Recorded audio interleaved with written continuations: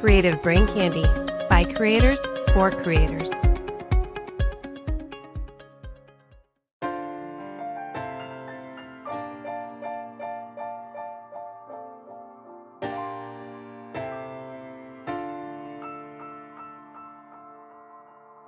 You're listening to Simply Stogies, a monthly podcast dedicated to the cigar enthusiast.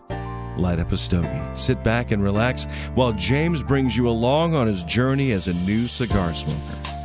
Simply Stogies will review cigars, discuss topics that cigar aficionados find important, and will probably learn a few things along the way. Now, here's your host of Simply Stogies, James. Welcome to Simply Stogies. I am your host, James. This is a episode that has been a long time coming, since probably February of 2020. We are here at the PCA Trade Show in Las Vegas, Nevada, with none other than my friend, the hardest working man in the cigar industry. It's Dean Parsons, Epic Cigars. Dean, welcome to the program. James, thank you, man. Thanks for having me. I appreciate it. This is certainly long overdue. I appreciate everything you do as well. You're hardworking, and but it's actually, I'm glad it took this long because it's super cool to be here at PCA 2021 in our booth, epic backdrop, and doing this and sharing a little bit of the story. So thank you for taking the time. It's fantastic. Yeah, I would rather do these in person than over Zoom or over a phone call. It's much better to do it this way. So no, I'm kind of glad it took this long too, because we met in February at the Nebraska Cigar Fest last year. But before we get into all of those stories, I invite everybody to go to creativebraincandy.com and check out the great family of podcasts that we have there, including Spoiler They Die. If you are into true crime, if you like to sit around, smoke a cigar, listen to a podcast, and you like true crime, Spoiler They Die is the podcast for you. Kat and Logan, a couple of Canadian chicks, talk about true crime in only a way that they could, with a little bit of dark humor infused in there as well. Spoiler They Die. Check it out. creativebraincandy.com. The shilling is done, Dean. It's all over. So let's talk about this. So we met. It was funny. We were at Cigars Lounge in downtown Lincoln, and I was talking with David, the rep from Crown Heads. Right. And we were talking, and you walked in, and he looks at you. He goes, "You want to be on a podcast?" And you're like, "Yeah, sure, I'll be on a podcast." I'm like, so we started talking, and we really hit it off. I thought we had a really great conversation. And we went to the festival that night. Yeah. And then we met at the Cigars Lounge again. Yeah. It was funny, so I want to tell everybody this, because this is how completely unobservant I am. Tim and I were sitting at the bar, and I knew you were coming, so I was like kind of looking for you at first. Yeah. And then Tim and I start talking, and we were smoking our cigars, and we're talking with Aaron, who was one of the bartenders there. Yeah. And you came in, you snuck in, and you sat down right next to me, and literally for an hour and a half, I had no idea you were there. And I turned around, I'm like, "What, Dean? When did you get here?" You're like, "I've been here, man." I didn't want to bother you, It's so funny because when I think for some reason, when I think of Nebraska, I think of Minnesota because we had just done the Minnesota. We did this cigar festival in Minnesota, Cigars and Baseball up in Minnesota. So I don't know if I came from there at that time to Nebraska or what was going on, but obviously it's somewhere north in the world. And it's cold. It gets cold there. It gets cold there. And it was actually cold. It was cold when I was there. Yeah. But we had such a great time, at the event, awesome turnout, amazing group of people, and then obviously drinks after and cigars, so it's just, that's what I love about this job is you get out in so many crazy places in the world that otherwise you wouldn't have gotten, and meet people that you would never meet. So it's awesome, and it brings us to where we are today. Yeah, absolutely. So let's talk about your journey. Every good story, like I say, every podcast starts at the beginning. You didn't start like that. This wasn't your passion at first. You're actually you're Canadian. Yeah, born and raised on the east coast of Canada in a small town in Wabash, Labrador, iron ore mining town. My parents grew up in Newfoundland, moved to Labrador in the 60s.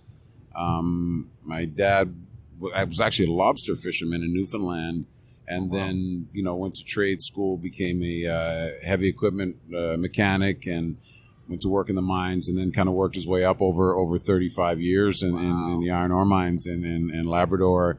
And there's 2 towns there, Labrador City and Wabush. So I grew up, snowmobiling, playing hockey like most kids. And we had, 8-9 months of winter and 3 months of bad snowmobiling, in the summer. So, kind of crazy. And so I leave Labrador when I'm 17, go to Quebec, have an opportunity to play hockey in Laval, Quebec, with the Titans.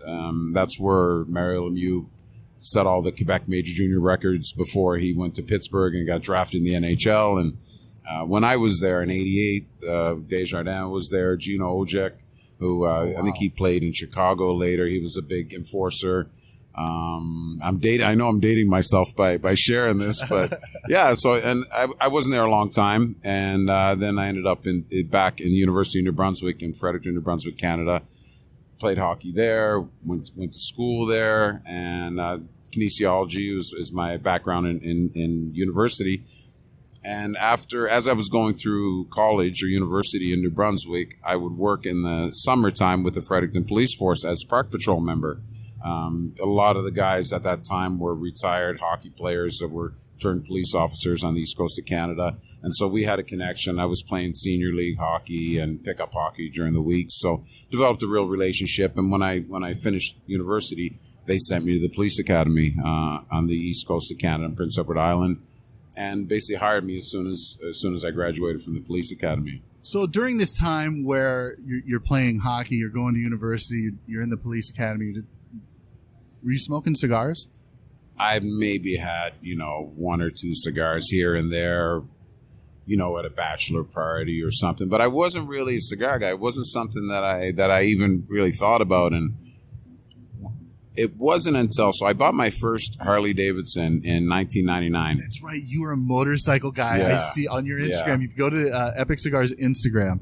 Like you'll see Dean roll up to events in like riding the Harley. It's fantastic, and people are like, "Oh hell yeah!" Yeah, so I grew up riding motorcycles. From sport bikes to dirt bikes when I was a kid. Sport bikes. Years later, even in the Dominican, I had enduro bikes, and we used to ride a lot. But so it was 1989. No, yeah, 1989. Not 89. Sorry, it was 99. 89. I was graduating high school. 99, bought my first Harley, 2000 Fat Boy, Softail, beautiful bike, with another buddy of mine, a police officer. We were working together at the time.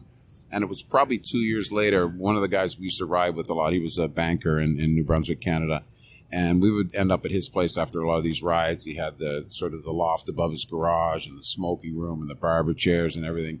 I remember one night he had Cohibas. I don't know which one it was, but he had Cohibas there and single malt whiskey and Balvenie or whatever it was. And that was the first time I had like a real cigar experience. Is that when it clicked for you? It clicked. It was like mind blowing. And keep in mind, this was still probably, early 2000s. So it's well after the boom. Yeah. It's like right at the tail end of the boom.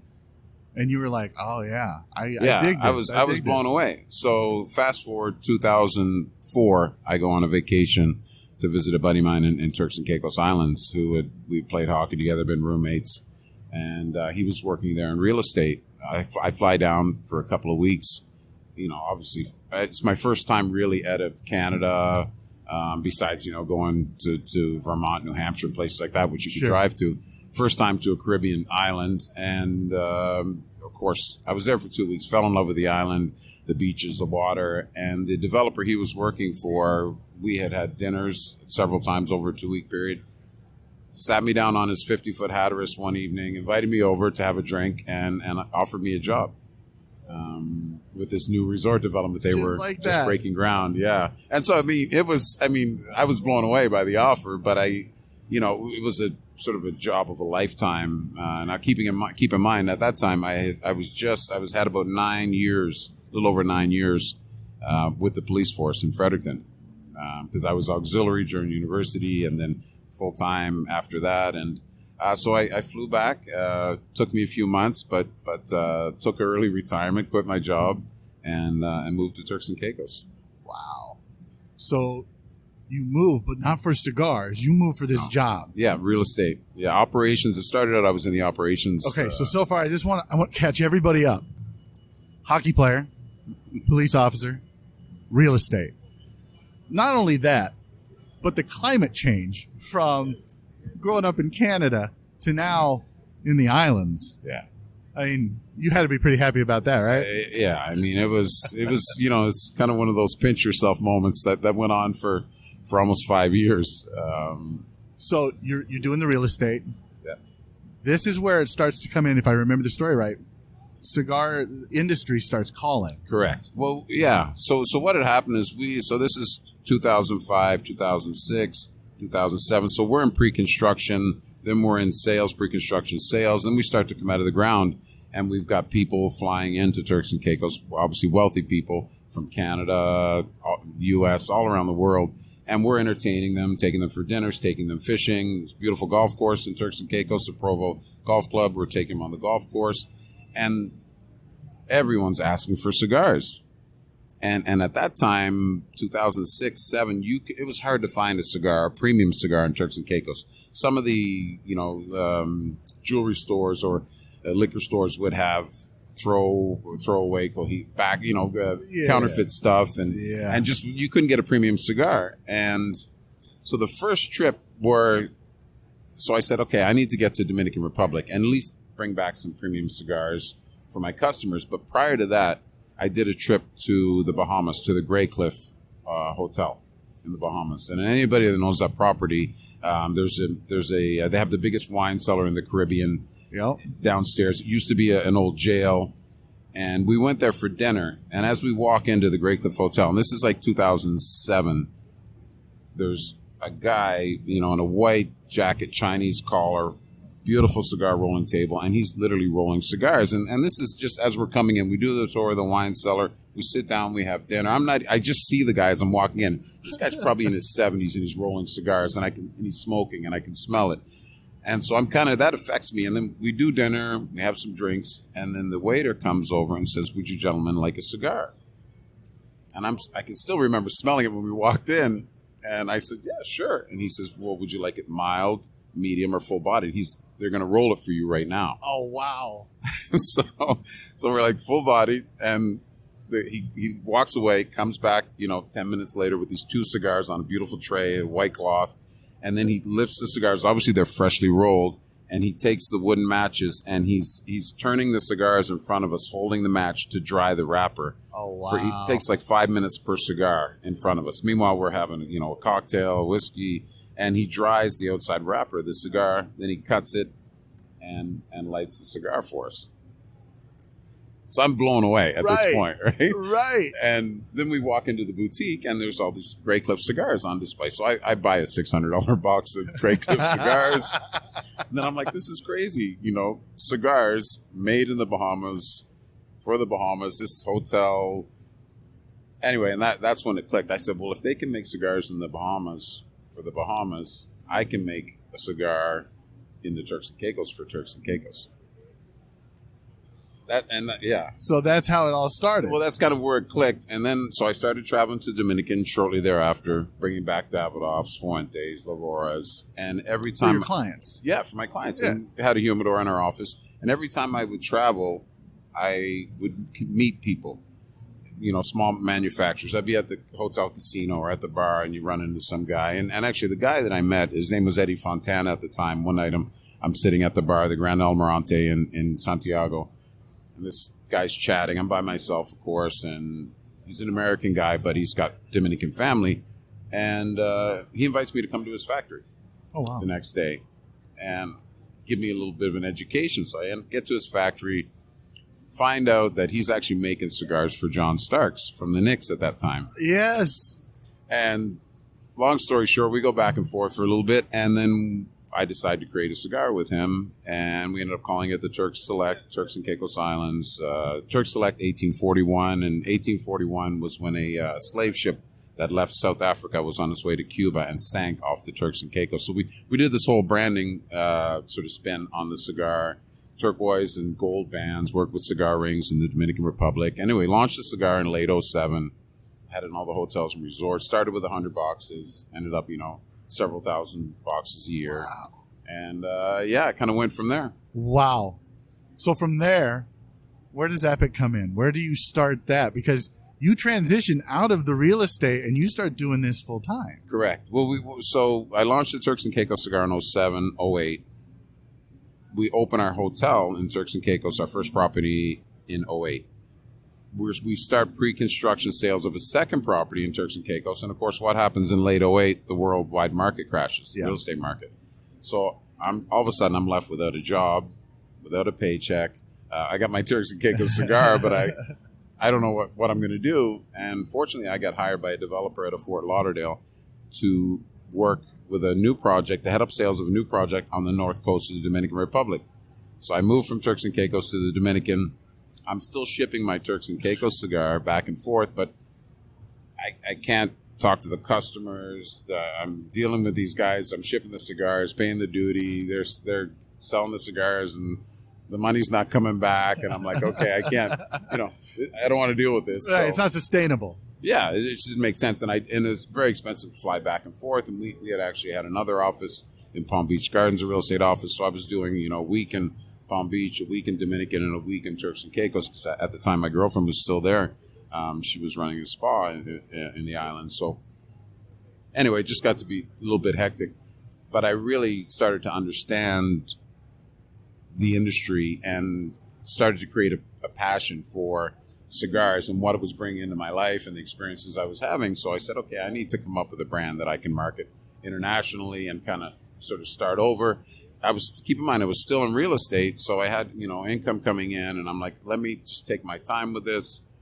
So at that time, I met Rolando in early 2009, and Rolando Villamil is the master blender behind Christoph Cigars. He now makes all the cigars for John Starks, and he's been my mentor with Epic. So we meet in 2009, start working on some blends. So 2010, I came out with the Maduro, the Epic Maduro, the Epic Corojo, and then, but still only a few shops in Florida, a few shops in New York, because it was still a hobby, trying to figure out how I'm going to navigate this industry. So when did it jump? When did it go from being a hobby to being, this is what I want to do, this is it, I'm going to do this until I retire? Yeah, probably around between 2013 and 14, because we've been getting some traction in New York, New Jersey, Philadelphia, and Florida. So it took about 4 or 5 years. Yeah, but at the same time, the project that I was working with in the Dominican had shut down. We'd been doing pre-construction sales for 3+ years. There were land issues. We had a $2 million show suite, offices, everything, and basically there were too many issues with the land, so the developer shut the project down. And then once again, I was without a job, so it kind of forced me to make that jump and go full time into cigars, and that's kind of, we just kind of scaled from there, and then went through so many ups and downs of. Right. So I want to talk about the ups and downs, because that's how you and Natsico, you have this great relationship. And so we want to talk about that. But before we do, so you're going, you start gaining traction. You said New Jersey, New York. Mm-hmm. Do you start traveling up there and doing that? Because, as I said at the top of the podcast, like, you're literally probably the hardest working man in cigars. You don't have reps. You go to events. The Midwest gets passed over a lot by a lot of guys. Like, you don't see Pete Johnson going to a Nebraska Cigar Fest or to a Brew City Cigar Fest or things like that. But we find Dean there all the time. Dean, you want to go out and you want to meet the people that were smoking your cigars. That was But is that where that came from? Is having to go up to New Jersey and New York when it started to gain traction? Well, yeah. I mean, I've had one outstanding rep in the Northeast, which was actually not till like 16, 17. Mick Grant, who's a retired military, who's been around the industry with several brands, but became a very good friend. But we met. He was retail manager for the Smoking Dog in Maple Shade, New Jersey. Mick and I met. I did an event there. We had met at the IPCPR probably in 15 or 16, and then became friends. And he became my Northeast rep later. But yeah, from 13, 14 on, I was just basically traveling on my own. I would travel till I ran out of money. Then I'd fly back to the Dominican and get on my Vonage line and be calling customers and shipping, started shipping, 100 boxes, 500 boxes. The next thing you know, it's 5,000 boxes and 100,000 cigars. But then you realize, okay, I need money. I need resources. And so I had, some different people come in that really helped me kind of scale the brand a little bit. But every time we took 10 steps forward, we took 15 back, because as you scale the business and then you add on travel, you add on trade shows, you add on marketing, it's like you think, okay, I can, with $100,000 I can get this far, with $500,000 I can get this far, but this business will swallow you up. I mean, you need 7 figures to really do this business and do it right. And and so we had the Maduro Corojo in 10. Then in 15, I came out with the Habano, which actually is a blend. Anybody that knows Epic well and knows me a little bit, that's a blend that was created with Jose Blanco, because I had actually met with him and Emma, and they helped me sort of put together a business plan on how to sort of direct the company and how to shape things and brand and connect me with a lot of people that could help me in the industry. And at that time, I had investors coming on board, and they needed to know a little bit more about the industry. Yeah. So Jose and Emma really helped me with that, and also helped me with the Habano cigar. And so you're going through these ups and downs, and you're meeting these people. And what I'm getting from your story is a lot of in this industry, especially if you're smaller, if you're boutique, you can't do it on your own. Like it's really about the connections you make and the networking and the friends that you meet along the way.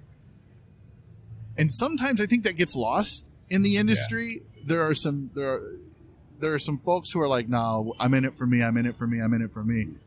But it seems like the vast majority, or at least I hope it's the vast majority, are, let me show you how we do things. Let me give you some advice. Let me bring you along. Well, and that's what's been amazing. 9 years living in the Dominican, obviously became friends with Jose Blanco and Emma, but I became very good friends with Enrique, Cejas, Ricardo, the whole family, Jose Cejas, who, Tabacalera Garcia. I mean, the guy's an absolute icon.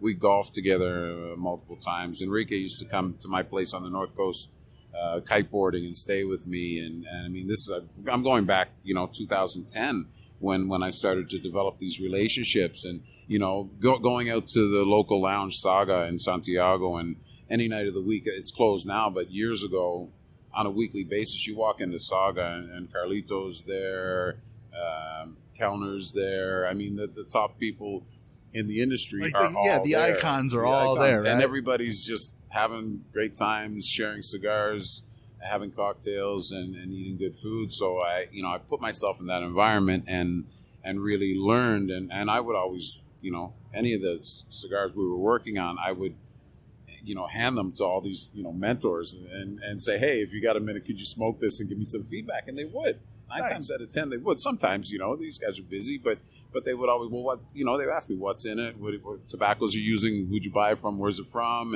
and of course Rolando, who is our, runs the Epic and Christoph factory. Rolando grew up with the Kellners and all these guys, and Rolando is just a behind the scenes guy. But if you check out our Instagram or even the Epic website, there's some photos of him and I on there. He's just always been a guy that's behind the scenes, but he is so respected by everybody in the industry from the highest levels of tobacco making and professionalism. So it's been huge to be in that environment and learn awesome. and grow. And so all the Epic cigars have been a culmination of a lot of great advice from a lot of good people, and a lot of love, and a lot of just learning and listening and changing. The Maduro and Corojo changed from 2010 right up until probably 14. Those blends got tweaked because guys like Jose would smoke them, and I particularly remember the Corojo. We've been smoking that a lot when I was doing all this work with Jose and Emma, and he's like, Dean, there's something missing in this cigar. It's very good, but there's something missing. And I couldn't tell you exactly what it was now, but we did change that cigar, tweak it a little bit, and it's a better cigar now than it was. Wow. When would you say that the Epic, like the core lines, is like a reflection of the industry then? Yes, 100%. And people, you know, it's funny. You always get people say, "Oh, when are you coming up with something new? When are you coming up with something new?" Because so many brands are like new stuff, limited, one and done. Yeah. And my focus has always been is to create sort of a legacy with Epic and build these brands. And Arthur's is actually also it's the long term. We're not in this, you know, one and done.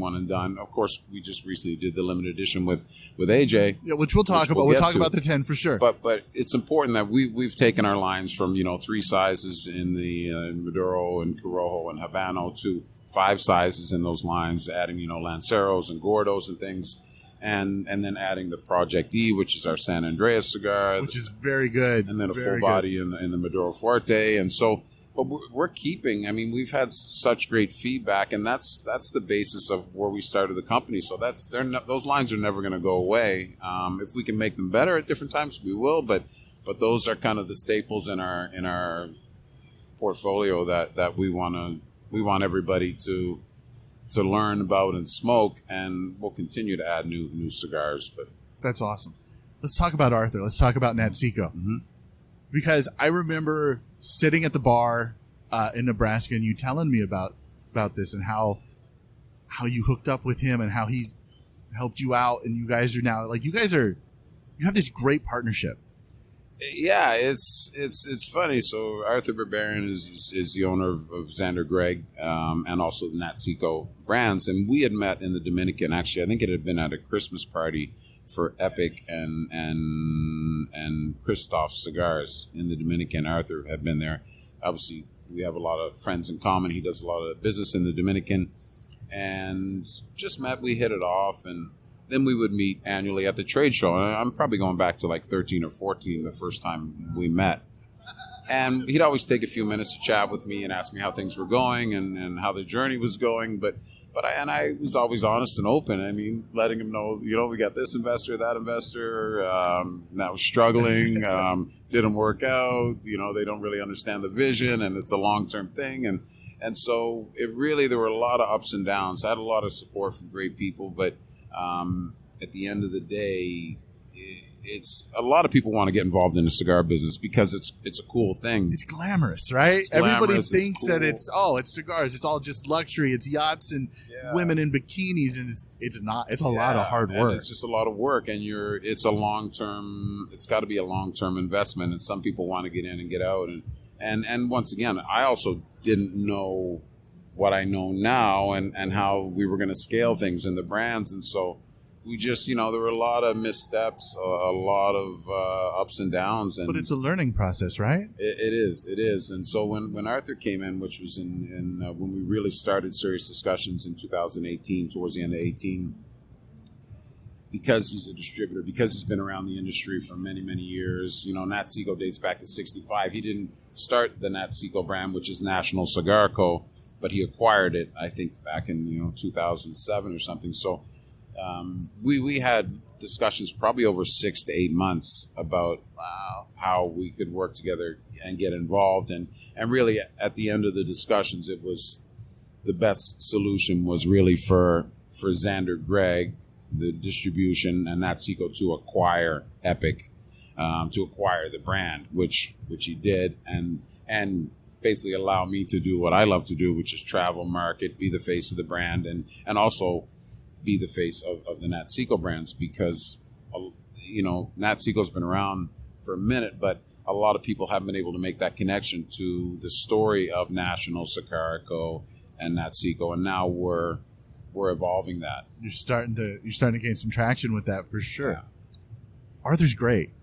Like, it's always weird to come up and meet new people in the industry, especially at a trade show. Like, this is our first trade show.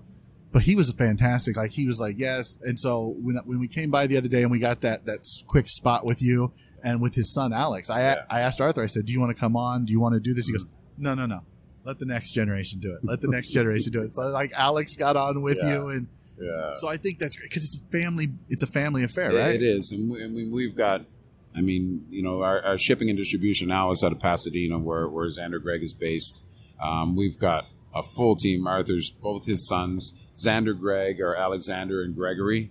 That's something that people say, what's the name Zander-Greg? So those are Arthur's sons, Alexander, who's here, and Gregory, who's actually at home in the warehouse this week. His wife, Alexandria, handles most of our marketing, all the setup for the PCA Trade Shows, the TPE stuff. So it truly is a family, and they've really welcomed me with open arms, and it's been awesome. I'm going to actually be in California this week for the first time since we started this new partnership.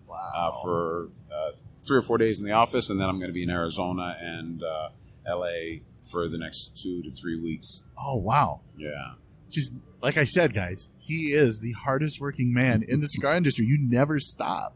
Well, what I mean, it's kind of, and I think anybody will tell you in the industry, when you make that handshake, that personal connection, that visit to a shop that hasn't seen a brand owner or brand founder in years, that means a lot. And people can see all your social media posts and things, but until you really, shake that hand and show them the respect to go to the shop. And I mean, it changes things. I've had shops that have known about Epic for years and years, and you call them, you're on the phone, you talk to the managers or the owners or the buyers, and sometimes it's so difficult to get over that hump until you actually meet in person or here at the trade show, or at the TPE, and it's a personal business for sure. There's an owner that I'm thinking of right now, and I won't mention any names, but there's an owner that I'm thinking of who has specifically told me, I won't carry a brand if they won't come out.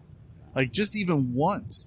Yeah. Just come out and spend some time with my customers. That's all I ask, because I support you. Why can't you support me? But you get that. You're like, you understand it, because it is a big deal to these, especially the smaller shops, the mom and pop shops, like family owned. 100%.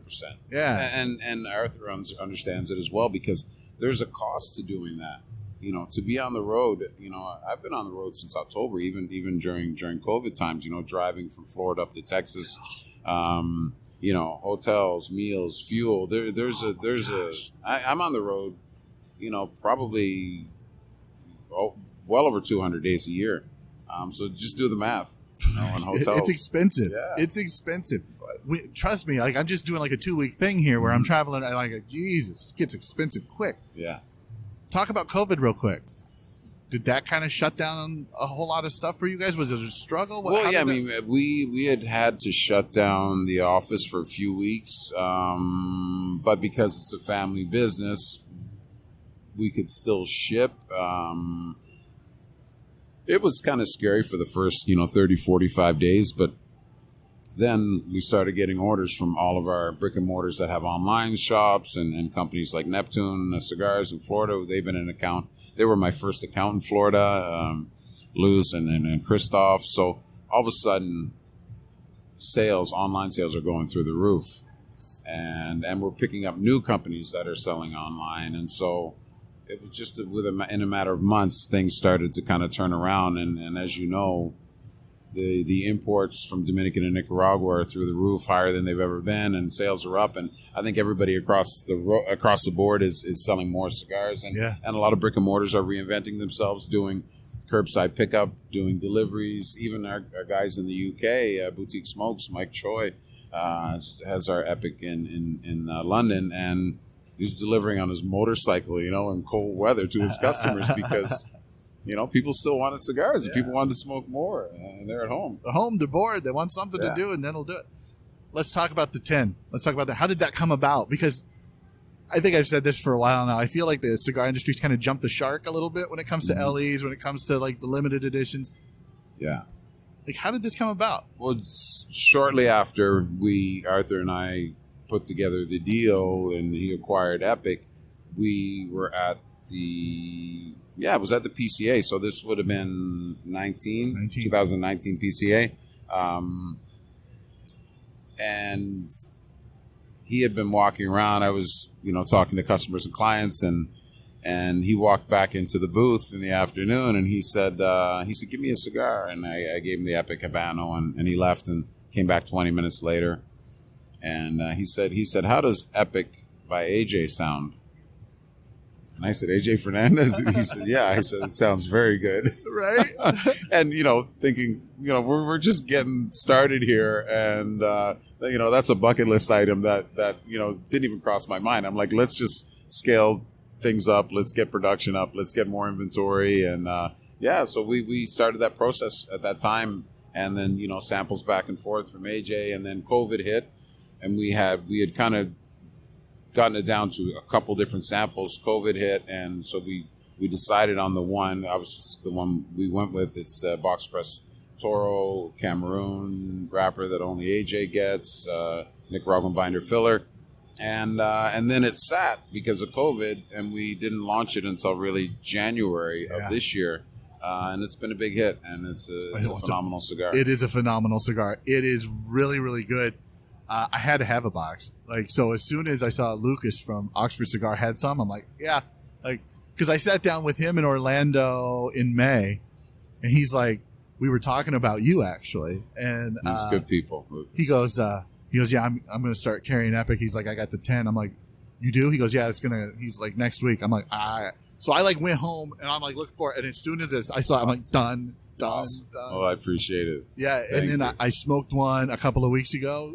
Holy cow, it's really good. Yeah. You guys, what's the when you wanted to do this, I know you're sending things back and forth, but when you're even tweaking the blends or you're thinking about something new, what's your vision for Epic Well, I mean, it's tough because you see the trends in the industry. It seems to be leaning towards full-bodied sort of super bold stuff, but that's more what you see on social media than actually what's happening in the industry, because the cigars that are sold the most are Habanos, Connecticut wrappers. The numbers don't lie. Right. And so, but I want to get a little bolder, even more than even the Epic 10, because we've got a good base of mediums. Yeah, I really do. So, and we've got a good base of medium cigars that we can offer our customers. So I'm kind of working on that. But once again, you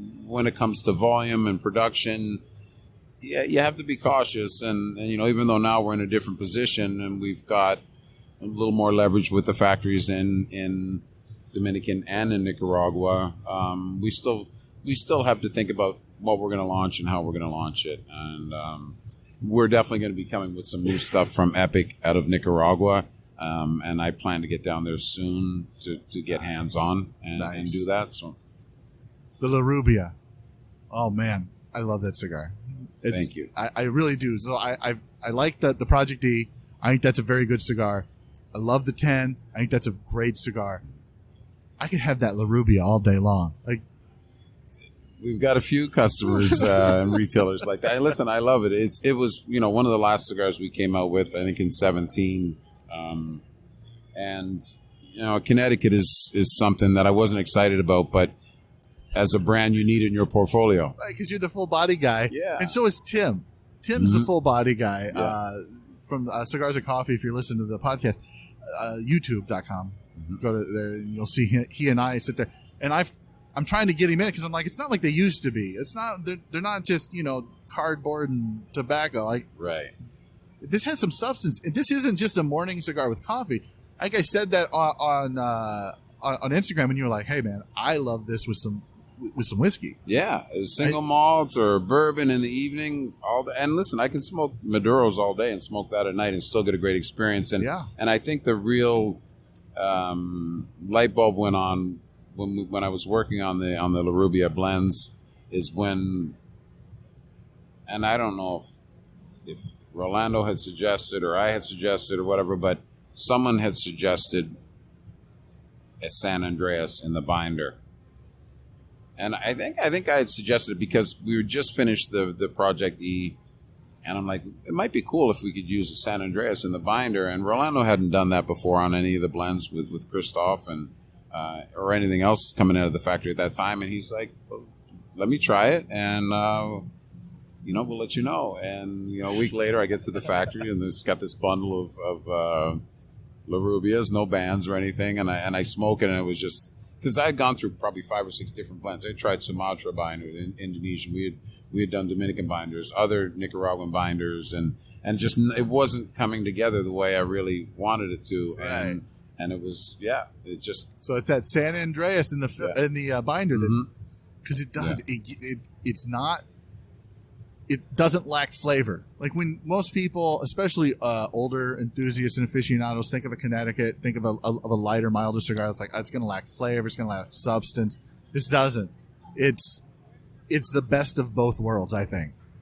I really do enjoy it. No, I appreciate it. What was the catalyst behind the new bands? Because I love the new bands. Well, the original bands were black and sort of not a gold, but I don't know how to describe that. They were actually a mistake. The original bands, because they were supposed to be black and gold. The gold was kind of off a little bit, but I had to prove the production run. Once again, back then, I didn't have the luxury to kind of toss them and spend another $5,000 on bands. So we kind of ran with it, and more recently in the last year we've gone through those bands. So now we've redesigned the Epic band, which is it's got that beautiful white. It really pops on the Connecticut wrapper. It does, and the gold. So that's a sexy band. I love it. I love it. What's next for Epic? We have actually, in the next couple weeks, we're launching a new Maduro out of the factory. I was hoping to have it ready for the show. We just needed a little more age, but it's a cigar that's going to pay tribute to my service in the police. It's called the Epic 299, which was my badge number when I was policing in Canada. Oh, that's awesome. It's going to be a 56 ring gauge, 56 by 6, so a little bit bigger. All 10 count boxes, a beautiful presentation. So we'll have that ready soon. I'll get some shots over to you, and you'll see some stuff on social media pretty soon. And it also pays tribute to the relationships that I've developed in not only Canada and law enforcement, but also in the United States, because in the past I've done cigars for the New York Smoking Shields, Maryland Smoking Shields. So it's actually got a Canadian flag and a U.S. flag on the cigar band. Oh, that's great. That's awesome.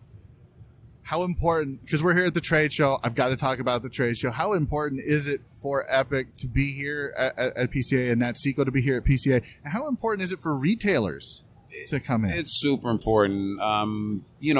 Over the years, I've had good shows, bad shows, but, and this is one thing that certainly Arthur and I agree on, you have to make a presence, and you have to show people that you're here, you're growing, and you're supporting the industry, and not just from the PCA standpoint, but Cigar Rights of America, and so on and so forth. I mean, this year was the first year we did TPE, and we had a super successful show, even more recently in Vegas before this show, and our first day here this year at PCA was kind of a record day in sales, 1 day sales. Nice. So yeah, I'm excited, and obviously we've still got a day and a half left, and we're hoping to kind of reach our goals. And so far this morning we've been busy. So that's awesome.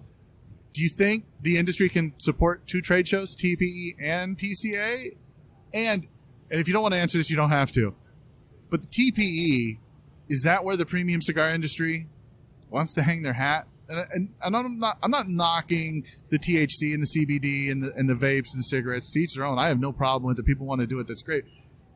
But in the fight against federal regulation, we're trying to separate ourselves from that because we are different. Because it is a natural product. Because it's premium hand rolled. Yeah. Is that where we want to go as an industry? Do you see, are those things that are even on your radar as a manufacturer, as somebody who's blending and trying to build his business? I mean, you've got to, globally look at things that are happening and be aware of it. We're focused on supporting our retail base, and the biggest reason we did TPE is because I would say in the last 6-8 months in my travels, every other retailer that I walked into in between Florida, Atlanta, the Carolinas, New York, they're like, we're going to TPE. I hope to see you there. We're going. So you're doing it to support the people who support you. Yeah. And it works. But once again, there's we're here this week. There's some of the larger brands aren't here at the PCA. Some of our retailers aren't here, but they were at TPE. So I think as a brand, we've got to kind of gauge that. Obviously, it's an added expense for us, and we hope that it works out in our best interest. So you think it can support 2 trade shows in for right now? I think so. Yeah, Good. I think so. And they were well represented. I mean, in both events. So that's great. That's fantastic. What's next for Natsico? What's next for you guys? Well, Natsico, actually, we just this week at the show, Elena, who is our export manager and our packaging manager at the factory in Dominican, she arrived on Saturday with the new Natsico 55 boxes, which is the first Natsico that's being produced in the Dominican Republic. So we kind of did a kind of a switchback. So we did the first Epic with AJ in Nicaragua, and now we're doing the first Natsico in the Dominican Republic. So that's going to be, we've just approved the packaging. The cigar has been aging for a while, and we're going to start shipping in November. Wow. Yeah, it's a 10-count, beautiful orange box. It's got Natsico in gold, amazing cigar, and we're excited about it. And we've been taking pre-orders from customers in the last 3 days. That's fantastic. That's great. Guys, I'm telling you, if you haven't tried Epic Cigars, you got to get out there. You got to try Epic Cigars. You got to try Natsico cigars. They're fantastic. They're really good. They're some of the best on the market. They really are. And I'm not just saying that to blow smoke. I'm not saying that because I'm friends with you. They're really, really, really good cigars. You got to try them. Yeah. They're great. There's, I always like to say if we can get our customers and retailers, and more so our customers, if they can add an Epic or a Natsico, once a week or once every couple of weeks in their lineup, that's how we grow. You know what I mean? We don't want to take over the industry, and there's lots of room for everybody, and we do. We've got an amazing portfolio of right now 16 premiums between Epic and Natsico. Yeah. And Natsico, I say it again, this National Cigar Co. It's where it started. It's been around since 1965, so it's actually 55 years old last year. And so we're going to be around for a while, and Arthur has a long-term vision. He has a long-term vision for me with the company, and obviously his family, his sons, Alex and Gregory, hence, Alexander, Zander-Greg. You seem very excited about the future. You're very passionate about this industry. You're passionate about what you do. You're passionate about your cigars. You're passionate about National Cigar Company. I'm re-energized. Like, this is what, day 4? Like, I woke up this morning. I'm like, God, I really want to go. Like, what do I want to do? Listen, but talking to you, listen, man. I got up and it's funny. I didn't get to bed till 2 last night, but I for some reason I woke up at 6:30. I went to the gym for an hour and a half. Got rid of the alcohol, and because you want to. We got customers coming in, and you want to always, connect with people on that level. And listen, I love to have my cocktails, but I also do my best to take care of myself and. Work especially hard, play hard. when you get 3 or 4 days here in Vegas, you can get beat up pretty bad. So I've actually gotten a couple good workouts in, and we've got basically a day and a half left. Something we're also doing, which you'll see in the past, we've had some Epic jewelry, pendants, rings, things. So we're actually going to be relaunching another line of rings, pendants. Oh wow! In the next couple of months, we're doing more clothing, more swag. And we're going to have a full line of Epic clothing. I mean, from hats, shirts, sweatshirts, you name it. And that's a lot of people are asking for that. So that's a lot of fun. And we're working on different ideas and different things. And we want to bring some new stuff into the industry that's not just cigar related things, because the Epic logo kind of lends itself to a whole lot of different things, right? Yeah. So you're growing the brand. That's fantastic. Yeah, the Epic brand, the Epic lifestyle, and it's not always about cigars. Even though that's the industry we're in, Epic, in my mind, has always been that name lends itself. I mean, look, every other commercial on TV now, it's Epic this, it's Epic that, it's Epic Pizza. But I mean, we want to create a lifestyle around the cigar lifestyle that we all love and enjoy.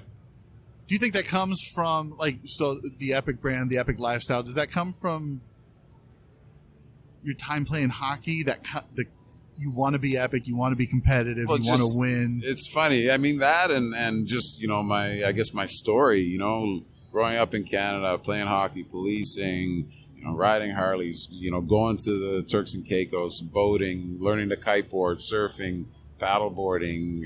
It's a long, crazy list. Riding enduro. I had an enduro bike for like 3 years in the Dominican Republic. Oh, wow. It's that. I guess it's been part of my life. So maybe it was meant to be. I remember when it's funny because one thing we didn't touch on was you were like, how did you get the name Epic?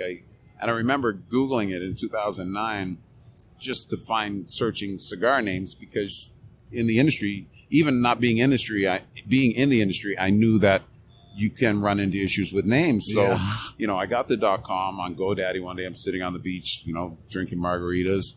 But literally a week later, I started the trademark process. And thankfully I did, because as you know, years later, Monte Cristo came out with the Epic, and they didn't even know I was in the industry. And so we worked that out at that time, and we're still here and moving forward. And really, we're just getting started. This is year 11, and now we've grown more in the last 2 years than we did in the first 8 years. Oh, there's a reason for that. Your cigars are fantastic. And like I said, you're the hardest working man in the industry. You are everywhere. When you see him out and about, you got to stop in, say hi, smoke his cigars, support this guy because he's out there supporting retailers. He's out there supporting the PCA. He's out there supporting Natsico. And he's out there supporting those local B&Ms that are so important, the lifeblood around the country for the cigar industry to keep kind of the front lines, right? Aren't they? People come in, they hands down. Yeah, like they're shepherding people into the hobby. So say hi to Dean when you see him out there. Dean, thank you so much. I appreciate it, man. I am so happy to finally have you on. James, me too, man. And listen, I love what you do. It's funny. So more recently, I've been able to take in a few of your podcasts and listen. The one you did with Lucas at Oxford, and I appreciate what you're doing as well because and there's a number of guys that do what you do and not as well. Some of them as you do it, but I appreciate it's great. that. And it's really appreciated because. You're not getting paid to come out and do this. It's a passion project, and so we really appreciate it, and because it helps get our story out there and I think and share things. People love a story. They love a good story, and your story is one of the best out there because you really have led the Epic lifestyle. Everything you have done led you to this point, and it's great that you're succeeding and you're doing all the things you want to do, and you're living your dream. That's all people really want to do at the end of the day is live their dream, right? Well, enjoy this and just put the best version of yourself out there and connect with people, and that's really what sells cigars. It's relationships sell cigars. Cigar is a cigar, And I say that cautiously, but it's so true. And don't get me wrong, a lot of passion goes into what we do, in all of us in the industry, but without the relationship. You can have the best cigar in the world. If you don't like the person that's sitting across from you, it's not going to taste good. Well, that's right. And it's like I said earlier, Epic is a mirror of the industry and all the people that helped you get to where you are. It really is this culmination of your dream and all the support that you've had along the way. And I think that's a fantastic story that I wish more people had, because this industry is such a great industry and there's such great people in it. But I know some folks that haven't had such a great story, and this is a win. Like this is a success story. And so I wish you nothing but success in the future, brother. I hope to see you out there more. We'll get you back on the podcast in the future, and we'll catch up. We'll find out what's going on. I appreciate it, Dean. Thank you. Thanks for listening, everybody. Join me next time, where I'm not quite sure what I'm going to talk about yet, but I promise it'll be Simply Stogies. Stay smoky, friends. Thank you for listening to Simply Stogies. Please rate and review Simply Stogies on iTunes. You can follow James on his cigar journey on Instagram at Simply Stogies Podcast, all one word, and on Twitter at the Twitter handle at Simply Stogies.